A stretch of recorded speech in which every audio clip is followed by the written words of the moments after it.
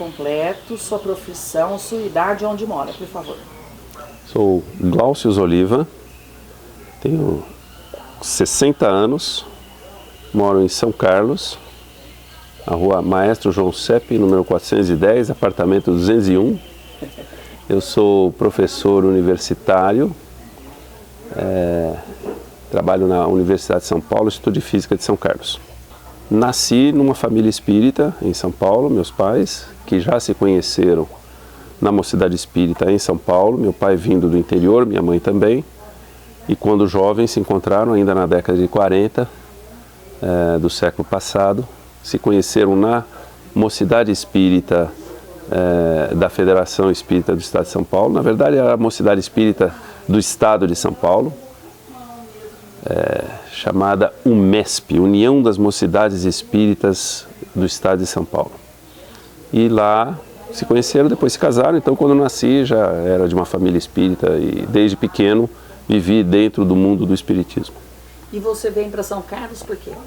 Vim para cá aos 17 anos de idade para fazer faculdade na Escola de Engenharia de São Carlos. Tinha sido uma opção pessoal de vir para o interior. Eu, quando criança, vinha para cá com alguma frequência para visitar um tio, Nilson Gandolfi, também espírita, naturalmente, que é irmão da minha mãe, e passava férias aqui na casa dele. Com isso, visitando a universidade e o ambiente de ter uma universidade integrada à cidade, com facilidade de acesso, isso me encantou e na hora de fazer o vestibular eu escolhi vir estudar em São Carlos. Okay. Meu tio Nilson já era o presidente da Casa Espírita à época, Do Obreiros do Bem. Obreiros do Bem, à época se chamava Sociedade Espírita Obreiros do Bem, hoje chama-se Associação Espírita Obreiros do Bem, mudança na legislação. E desde que cheguei, então, imediatamente fui me integrar, já participava chamava Juventude Espírita, da Federação Espírita do Estado de São Paulo, e cheguei aqui, imediatamente me integrei à Mocidade Espírita da Sociedade Espírita Obreiros do Bem, colegas da universidade que frequentavam essa mocidade e algumas pessoas aqui da cidade. Então essa foi a minha integração dentro da Sociedade Espírita Obreiros do Bem. O presidente na época era, acho que talvez Emanuel, filho, estou tentando lembrar o sobrenome dele, mas depois quem sabe vou lembrar. E o Sidão era também um aluno da engenharia elétrica, um pouco mais velho do que o Eduardo Tavares Costa, que depois se juntou, enfim, que já estava na mocidade quando eu cheguei. Já tinha o Pedro Souza Neves Júnior, Pedrão. Inclusive, quando cheguei, fiquei algumas semanas na casa do meu tio, procurando uma república, e aí encontrei o Pedrão e aí montamos uma república nova com o Pedrão junto. E aí com isso começou a minha inserção no movimento espírita aqui. Nos primeiros meses eu diria, eu voltava ainda muito a São Paulo para ir à federação, onde eu tinha vínculos, tinha, enfim, pessoas com quem eu tinha convivido muitos anos. Mas paulatinamente fui ficando aqui também de finais de semana e isso foi me integrando muito à cidade. O que você lembra do começo da Feira do Livro Espírita, da primeira feira? Então, essa ideia de se fazer uma Feira do Livro Espírita veio com um dos nossos colegas, o Eduardo e o Pedrão, que tinham conhecido pessoas que tinham feito uma Feira do Livro em Ribeirão Preto, o Aldo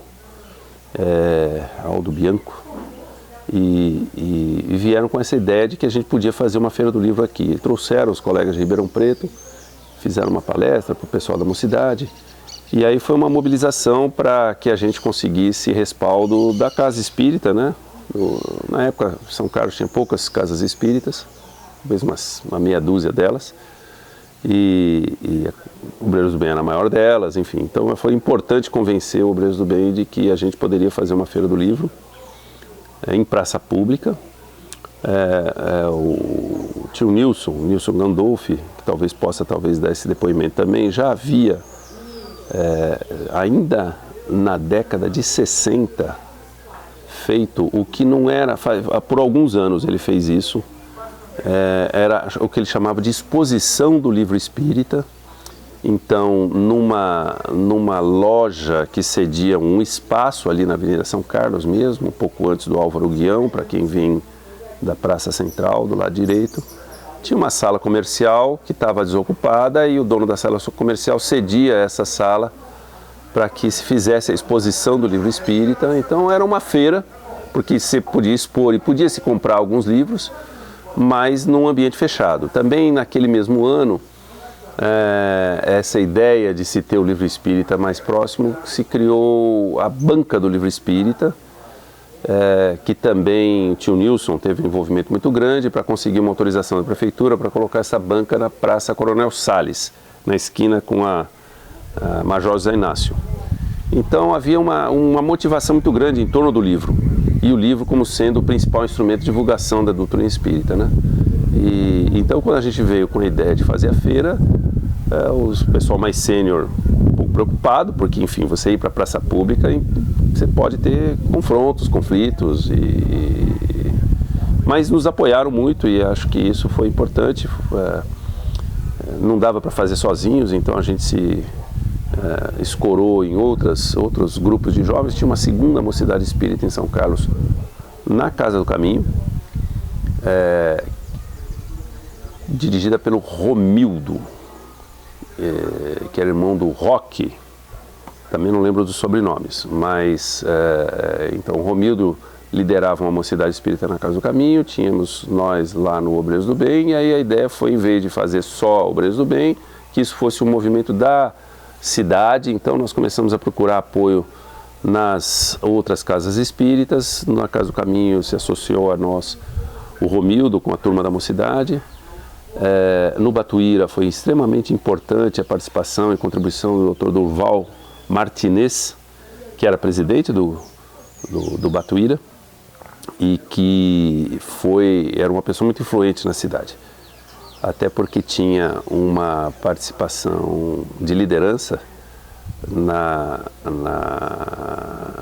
principal, talvez à época, a casa maçônica que tinha em São Carlos. Já tinha algumas outras lojas maçônicas, mas Eterno Segredo era a primeira loja maçônica e ele era o venerável dessa loja maçônica. Basicamente, então, só para recapitular, para fazer uma feira do livro, você precisa dos livros, e eu já vou depois contar como é que a gente conseguiu os livros, e você precisa de uma barraca que te permita, e com bancadas, que te permita expor esses livros. E, evidentemente, uma autorização municipal para que você possa fazer isso numa praça pública. Então, na sequência, eu comecei para falar da questão da autorização municipal. Então, nós, através, como eu dizia, o Dr. Durval Martinez, por ser o venerável mestre da loja maçônica Eterno Segredo, que é a loja maçônica uma das mais antigas do interior do estado de São Paulo, fundada ainda no começo do século XX, aqui em São Carlos. Ele era o venerável mestre na época e, portanto, intermediou o contato com a prefeitura. Primeiro, para obter a autorização de que a feira fosse feita em São Paulo. Segundo, intervir com a Secretaria de Obras para que eles montassem uma barraca rústica feita de caibros de madeira, vigas, na verdade, para fazer os 4 pilares. Era uma barraca quadrada, fundamentalmente. Só 4 pilares, depois umas 2 tesouras montadas na hora, feitas com caibros pelos funcionários da prefeitura, algumas ripas para mais ou menos apoiar um forro, e o forro foi uma lona de caminhão que nós conseguimos emprestada, que jogamos por cima e depois amarrávamos nos cantos com cordéis para que ela não voasse. Embora durante a semana teve chuva, teve eventos emocionantes ali, né? Depois, no dia da abertura, nós precisamos das mesas, e aí justamente o seu Durval abriu para que nós, a loja Eterno Segredo é perto da Praça Coronel Salles, é um quarteirão dali, então nós fomos até lá e usamos mesas de cavaletes. Ele emprestou os cavaletes e as tábuas que iam por cima das mesas da maçonaria durante uma semana, para que a gente conseguisse montar as mesas embaixo da barraca, aonde os livros ficariam expostos. Levamos uma mesinha, acho que da Minha República, uma cadeira para servir de apoio para uma caixa de madeira, que era onde a gente iria fazer o controle financeiro. Os livros nós conseguimos com o pessoal de Ribeirão Preto, que intermediou com o Instituto de Difusão Espírita em Araras, o empréstimo consignado destes livros. Então nós não precisamos comprar os livros antecipadamente, a gente teve uma coleção de livros que foram nos emprestados, a gente vendia com preço que eles tinham uma margenzinha de lucro pequena, que depois serviu para que a gente pudesse, nos anos subsequentes, criar o Clube do Livro Espírita e depois alimentar a própria Banca do Livro Espírita. Foram algumas atividades, algumas ações em torno do Livro Espírita que a gente conseguiu realizar. Sempre chovia? Não é sempre, né? Foi no mês de outubro. Mês de outubro já é um mês um pouquinho mais quente, pelo menos não era tão frio à noite, embora São Carlos naquela época era mais frio. Mudanças climáticas, a gente atesta isso claramente. Hoje o tempo é mais quente. E para proteger um pouco da chuva, o que a gente tinha eram uns plásticos que a gente espalhava por cima das mesas, botando uns tijolos para segurar esses plásticos, para que a água que caía, a lona do caminhão não era estanque, a chuva era lateral. Então a gente foi fazendo adaptações ali naquele momento para que tudo acontecesse, né? A barraca foi montada no final da tarde do dia anterior, do dia que ia começar, então foi toda uma coisa artesanal, mas com muito carinho, e que depois alimentou os anos subsequentes que a gente fosse aprendendo de como fazer. Isso foi então em 1978, a primeira Feira do Livro, feita em parceria com os colegas de outras mocidades. Tínhamos que nos revezar, como não tinha nenhuma proteção, a barraca era absolutamente aberta. Você tinha os trabalhos diurnos, começava a vender pela manhã e ia até umas 9, 10 da noite, e depois tinha que ficar um par de pessoas dentro da barraca durante a noite inteira para, enfim, tomar conta dos livros que estavam ali, porque a gente não retirava os livros todos os dias, né? Então, alguns de nós tínhamos que nos revezar para ficar durante o dia e depois durante a noite para que a feira acontecesse. E ela aconteceu. O que você lembra que era a maior dificuldade, o maior obstáculo da feira? Eu não sei. Evidentemente, ter os livros e que as pessoas que iam nos emprestar consignado tivessem confiança no bando de jovens, provavelmente mal vestidos, meio com a barba por fazer talvez, né, uma cara de que tinha um grande segurança ali, mas tínhamos grande vontade de que as coisas acontecessem, né? Então, conseguir a consignação dos livros foi fundamental, e para isso, porque isso nós fizemos. Essas questões com a prefeitura, a gente tinha o escudo do Dr. Durval, do Sr. Durval Martinez, que lidava com a prefeitura e trazia uma certa credibilidade para aquele bando de jovens. Mas para os livros a gente teve que negociar. O tio Nilson ajudou bastante também, que também foi uma pessoa séria. Tinha um outro líder espírita na casa à época, que era do Banco do Brasil, o Miguel, que eu também não vou me lembrar exatamente o sobrenome dele, gerente do Banco do Brasil aqui, tinha um bigodão, gaúcho, e que foi muito importante para que a gente também tivesse uma certa respeitabilidade para a realização da feira. E depois nós tivemos um apoio muito grande daquelas lideranças espíritas da cidade de São Carlos, que foram fundamentais para nos levar às outras casas. E aí tem um personagem central chamado João Estela, que foi a pessoa que, enfim, ia conosco nas casas espíritas para divulgar que ia acontecer a feira, que era importante que os espíritas fossem participar.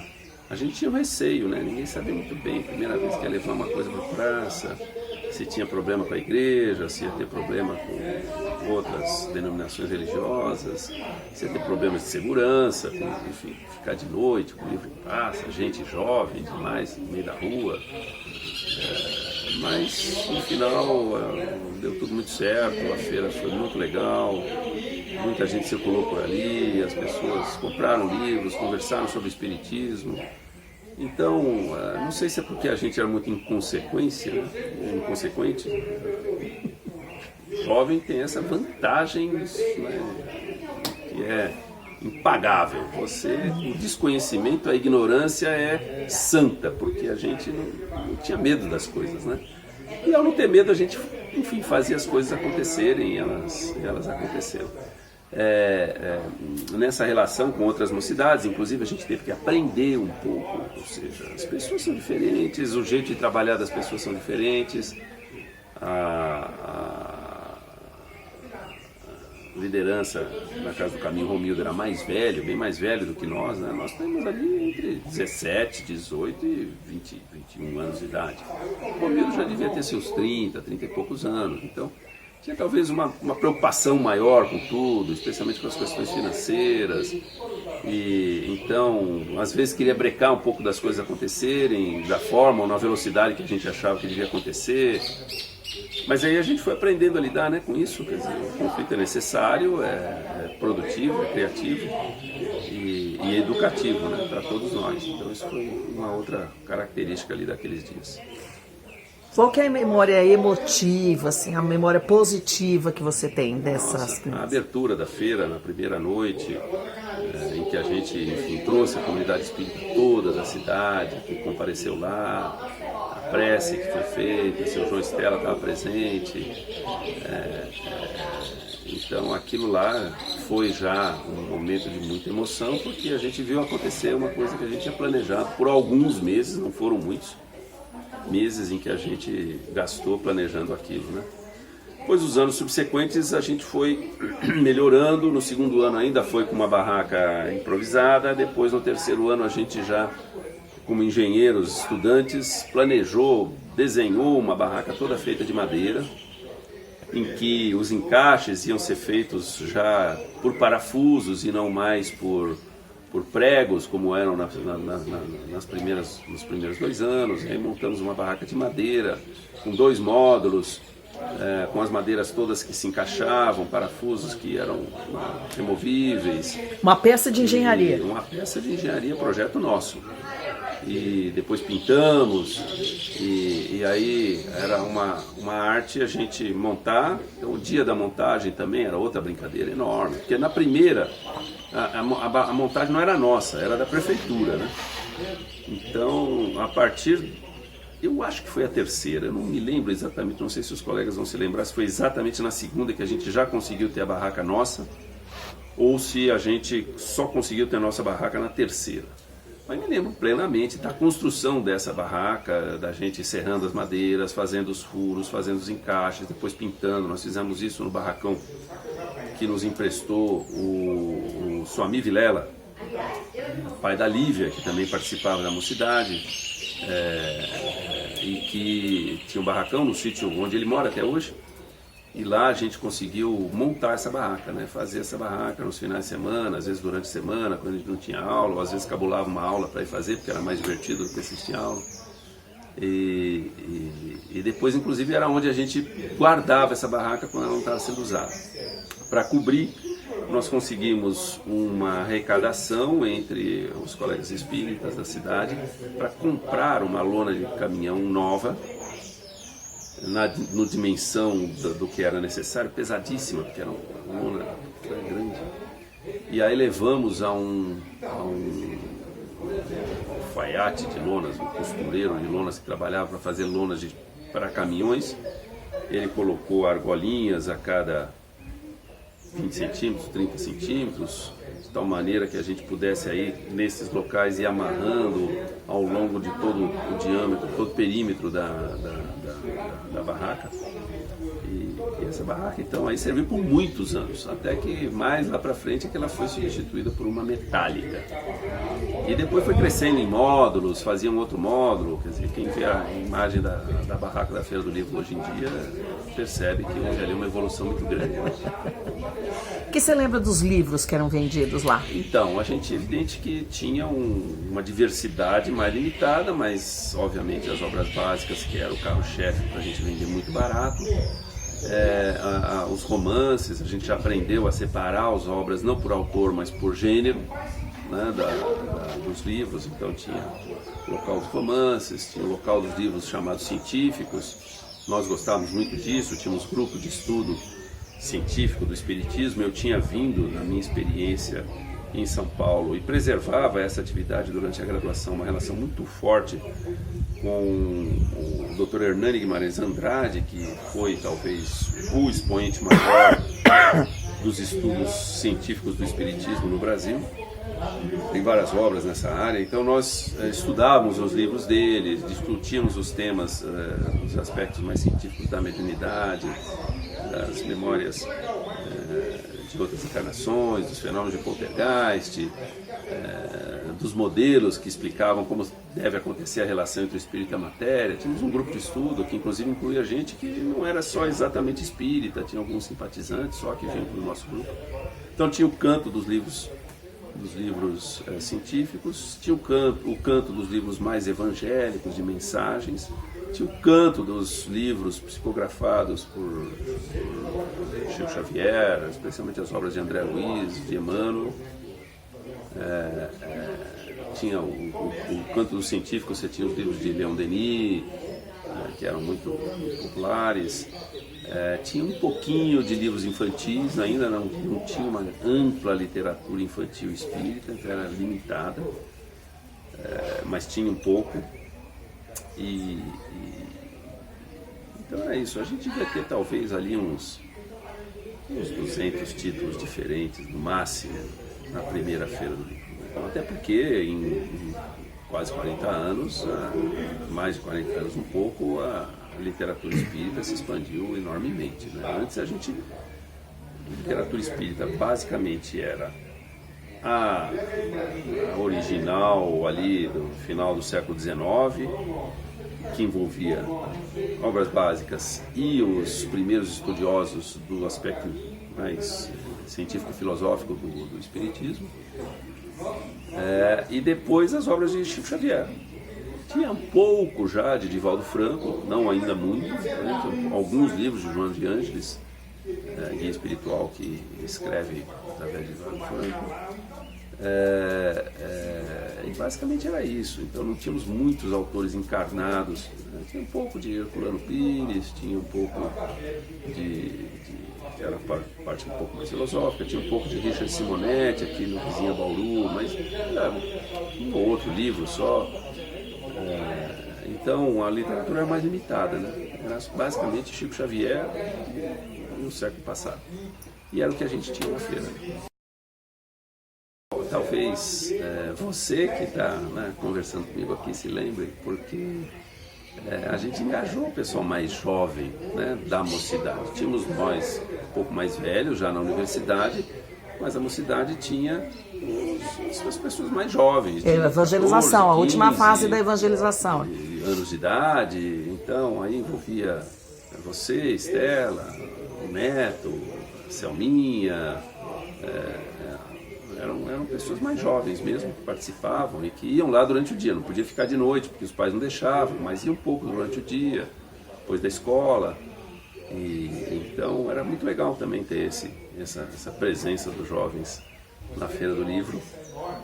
Eu diria, talvez, né, a gente fez um pouco de história por ter feito a primeira, a segunda, a terceira, a quarta, etc. Mas a feira foi muito importante para nós, para o movimento espírita da cidade, porque era um momento de união realmente, em que as casas espíritas se juntavam. E isso serviu para a expansão do movimento espírita na cidade, eu tenho certeza. A divulgação do livro, a criação depois da feira, do Clube do Livro Espírita, que veio 1 ou 2 anos depois do começo da feira. E aí tem uma história que precisa ser muito bem relatada, porque nós que fomos, digamos, intrépidos no começo, mas na sequência veio 2 lideranças extremamente importantes, que foi José Antônio Castilho e José Carlos Ângelo Sintra, que se tornaram os guardiões do livro espírita em São Carlos, né?